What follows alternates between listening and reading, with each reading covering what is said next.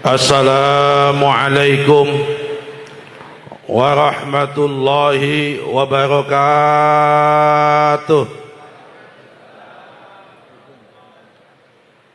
Bismillahirrahmanirrahim. Bismillahi masyaallah. La yasuqul khaira illallah. Bismillahi masyaallah. La yasrifus su'a illallah. Bismillahi masyaallah. Ma kana min ni'matin faminallah. Bismillahi masyaallah. La hawla wa la quwwata illa billah. Allahumma salli wa sallim ala sayyidina Muhammadin salatan taghfiru bihal qulub, salatan taghfiru bihal dhunub, wa tuslihu bihal qulub, wa tantaliku bihal usub, wa talinu bihas su'ub, wa ala alihi wa ashabihi wa man ilaihi mansub. Amma ba'du.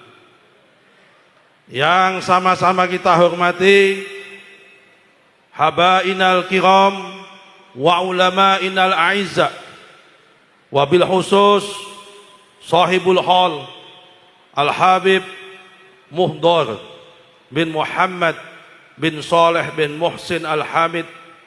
Moga-moga Allah memanjangkan umur beliau dan selalu menyinari kita dengan ilmu-ilmu beliau. Para habaib lainnya yang nggak bisa kami sebut satu persatu, ada yang hadir di sini, yang mulia Ketua Umum Rabithah Alawiyah Indonesia, Al-Habib Taufik Asghaf, ada Al-Habib Muhammad bin Husain bin Anis Al-Habsyi dari Solo, dan habaib para kiai-kiai lain yang tidak bisa kami sebut satu persatu. Pertama-tama kami ingin menyampaikan salam dari Bapak Presiden Republik Indonesia, Bapak Haji Prabowo Subianto. Kemarin siang waktu kami sudah sampai sini, kami lagi silaturahmi ke beberapa alim ulama di Jember. Kami ditelepon disuruh balik ke Jakarta karena hari ini mau diajak rapat.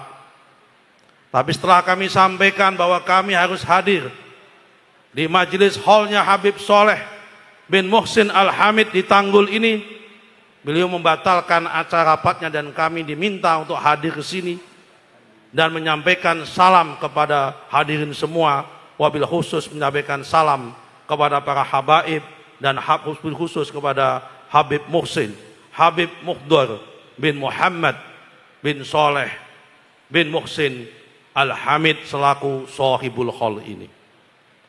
Hadirin sekalian yang kami hormati, hadir tengah-tengah kita ada senior kami, Bapak Profesor Dr. Agus Joko Pramono. Beliau ini Wakil Ketua Komisi Pemberantasan Korupsi atau Wakil Ketua KPK. Sebelum kami menyampaikan beberapa hal, kami mengucapkan terima kasih atas nama pemerintah Indonesia, mengucapkan terima kasih atas hadirnya para habaib, para kiai yang telah silaturahmi dan berkumpul di sini.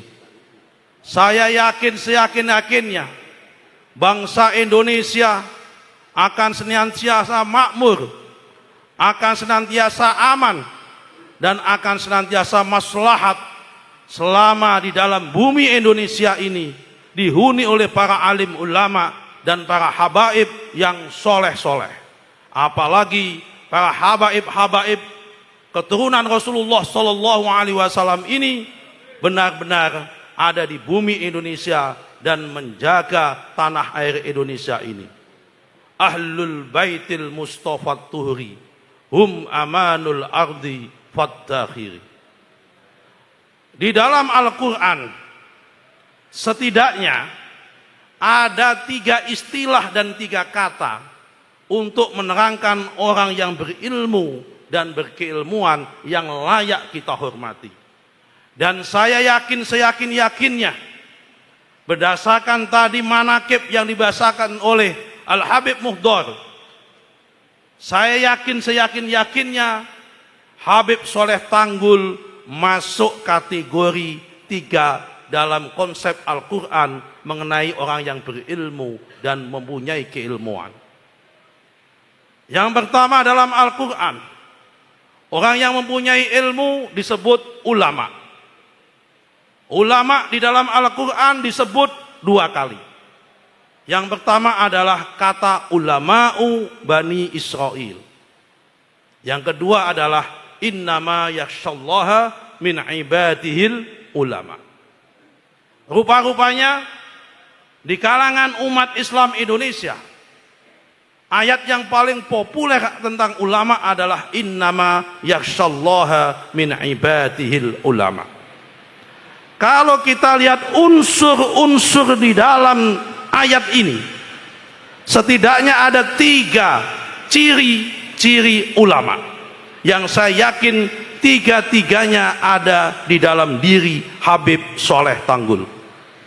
Yang pertama adalah ciri-ciri ulama harus alimun, orang yang betul-betul paham dalam ilmu agama. Saya yakin Habib Soleh alim, karena ulama terbuat dari kata alimun. Alim saja nggak cukup, harus alim banget. Saya yakin Habib Soleh adalah orang yang sangat alim banget. Nomor 2, alim saja nggak cukup, belum cukup disebut ulama. Yang nomor 2 adalah harus yakhshallah. Orang itu harus takut sama Allah. Salah satu orang alim yang takut sama Allah, ciri-cirinya adalah antara omongan dengan hatinya dan dengan kelakuannya sama. Antara fatwanya dengan hatinya, dengan kata-katanya, dengan tindakannya sama. Kalau ada orang alim, antara fatwanya dengan hatinya beda, antara hatinya dengan tindakannya beda, belum bisa disebut orang ulama, tapi disebut dengan pakar. Dia ahli tapi tidak yakhshallah. Dia alim tapi tidak yakhshallah. Saya yakin Habib Soleh masuk kategori yang yakhshallah berdasarkan dengan manakib tadi yang disampaikan. Meskipun saya belum pernah berjumpa sama beliau, karena ini haul yang ke-50, usia saya baru 51 tahun, sehingga ketika 1 tahun lahir beliau sudah wafat. Kami belum berjumpa, tapi dari manakibnya beliau, saya yakin beliau yakhshallah. Yang nomor 3, ibadih. Innama yakhshallah min ibadihil ulama. Unsur ketiga adalah ibadih. Ibadih ini apa? Orang yang alim yakhshallah, dia mendedikasikan, mewakafkan dirinya, waktunya, tenaganya, pikirannya, hartanya untuk kepentingan hamba-hamba Allah, untuk kepentingan orang lain. Habib Soleh waktunya digunakan untuk umat. Habib Soleh ilmunya diberikan untuk umat. Habib Soleh semuanya digunakan untuk umat, tidak pernah lagi berpikir tentang dirinya, tidak lagi berpikir tentang keluarganya, semuanya diberikan untuk umat. Itu ciri-ciri daripada ulama. Saya yakin Habib Soleh bin Muhsin Tanggul kategori ulama dalam ayat Al-Quran, innama yakhshallaha min ibadihil ulama. Istilah kedua tentang orang berilmu dan keilmuan yang saya yakin ada dalam diri Habib Soleh adalah Rabbaniyun. Ada yang juga dalam Al-Quran Ribbaniyun, ada juga dalam Al-Quran Rubbaniyun. Rabbaniyun 2 kali dalam Al-Quran disebut, Ribbaniyun 1 kali, Rubbaniyun 2 kali, sehingga 5 kali kata-kata Rabbaniyun maupun Rubbaniyun maupun Rubbaniyun. Salah satu ayat yang paling populer adalah walakin kanu rabbaniyuna bima kuntum tuallimunal kitaba wa bima kuntum tadrusun. Ciri-ciri rabbaniyun atau murabbi adalah orang yang hidupnya digunakan habis untuk mengajar dan habis untuk belajar. Rabbaniyun tidak lagi memikirkan urusan-urusan duniawi. Habis subuh ngajar, jam 8 ngajar, habis sholat duhur ngajar, habis asar ngajar, habis maghrib ngajar, habis isya ngajar.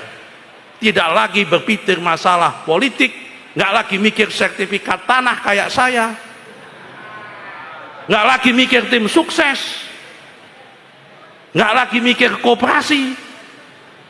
Yang dipikirkan hanya mengajar. Orang-orang yang seperti ini karena itu ditempatkan, beliau tidak hanya seperti pengajar biasa, tidak seperti dosen di kampus, tetapi adalah syaihi wa murabbi ruhina.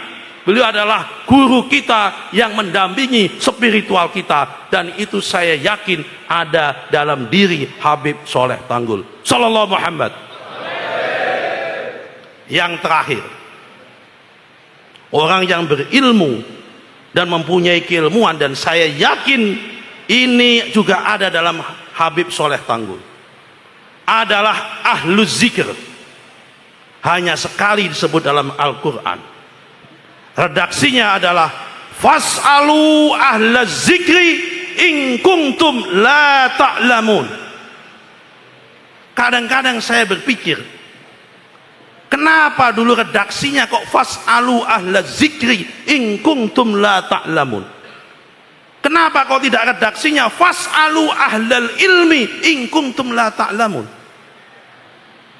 Kenapa? Ketika kita tidak tahu sesuatu, kita diminta untuk tanya kepada orang yang ahli zikir, orang yang hidupnya dihabiskan untuk zikir dan ingat sama Allah, bukan sekedar ahli ilmi.